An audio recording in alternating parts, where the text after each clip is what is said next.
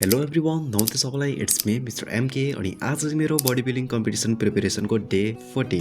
So आउने सन्डेबाट चाहिँ ब्याक टु ब्याक प्रिपेरेसनको भिडियो आउनेछ, किनभने न्यू जिमको पुरै काम सकेर स्टार्ट हुन लागिसक्यो। नेक्स्ट सन्डेबाट चाहिँ स्टार्ट हुन्छ।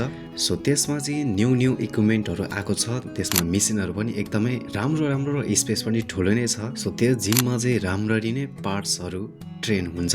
सो आउने सन्डेबाट चाहिँ राम्ररी नै हुन्छ। एन्ड डाइट पनि थोरै इम्प्रुभ गर्नुपर्छ, किन भन्दाखेरि कम्पिटिसन पनि नजिक आइसक्यो। 6 महिना मात्र छ। यो 6 महिना चाहिँ अब मैले सकेसम्म आफ्नो फुल फोकस चाहिँ यसमा गर्नुपर्छ। र त्यो 6 महिना बाहेक चाहिँ मेरो अहिले त्योभन्दा इम्पोर्टेन्ट बोर्ड इक्जाम आइरहेछ। त्यसलाई नि प्रोपर तरिकाले फोकस एन्ड स्टडी गर्नुपर्छ।